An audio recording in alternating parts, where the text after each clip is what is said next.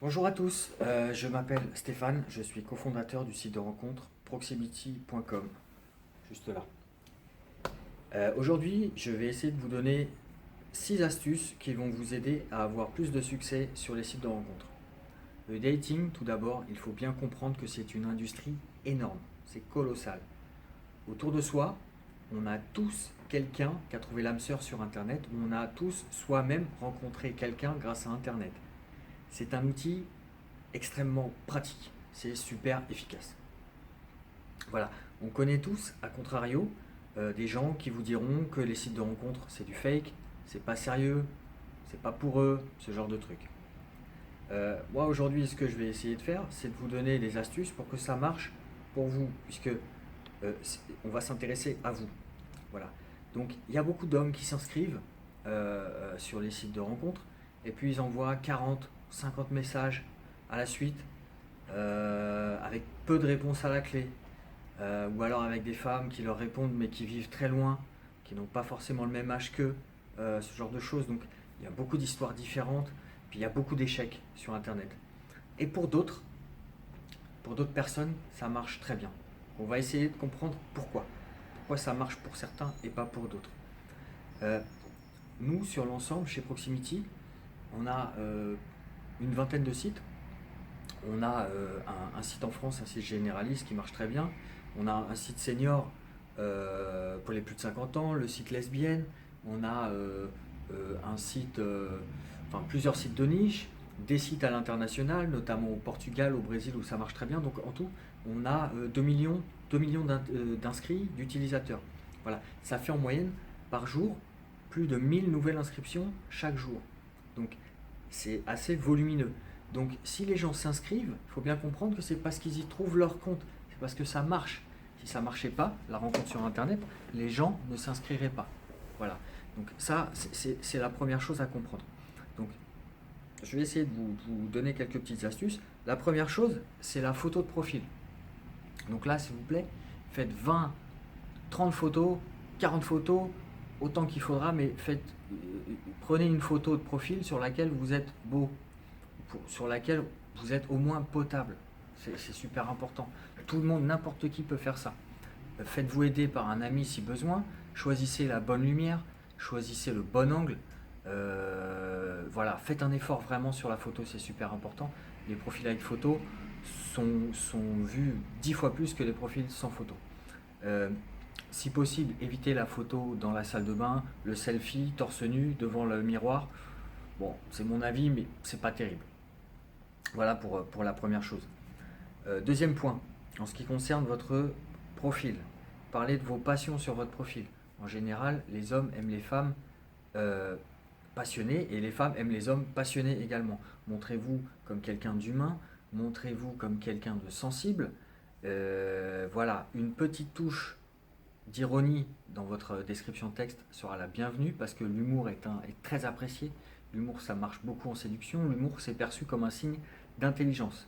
Donc c'est très important. Dans tous les cas, parlez de vous, dites des choses sur vous, parce que si vous dites des choses sur vous, ça va peut-être éveiller la curiosité des femmes. Les inscrites qui visitent votre profil vont peut-être vouloir en savoir plus sur vous en vous lisant. Donc c'est très important. Troisième point, au niveau des messages que vous allez envoyer aux femmes sur le site. Les messages vulgaires sont évidemment à bannir totalement. Très bien, ça me paraît la base. Deuxième chose importante au niveau des messages, euh, évitez les salut, coucou, comment tu vas. Il faut être plus malin, s'il vous plaît, soyez plus malin. Quand vous voyez le profil d'une femme qui est inscrite sur un site de rencontre, vous avez des petits indices sur son profil, vous avez des photos, vous avez une annonce, vous avez des critères.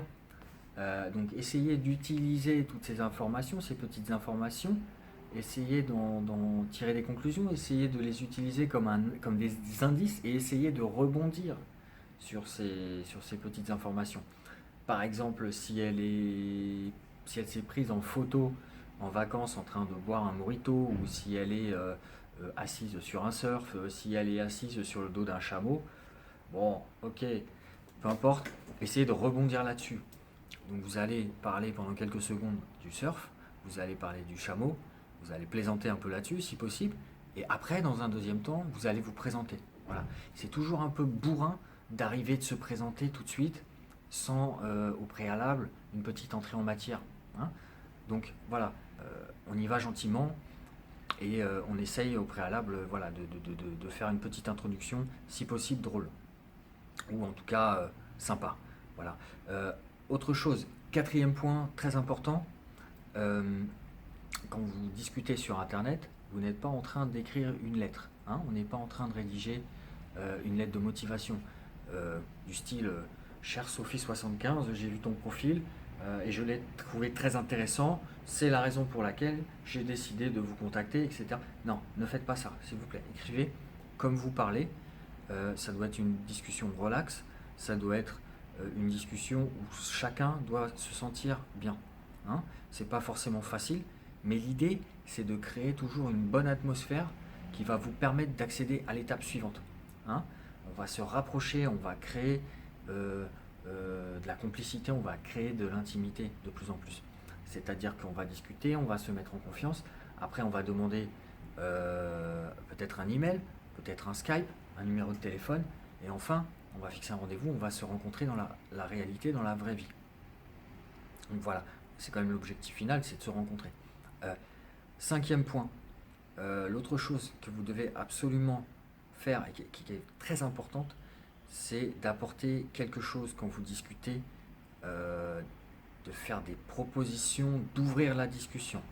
Par exemple, question un peu classique, un peu chiante, si la fille vous demande comment t'appelles-tu, quel est ton job? Je m'appelle Vincent, je suis informaticien.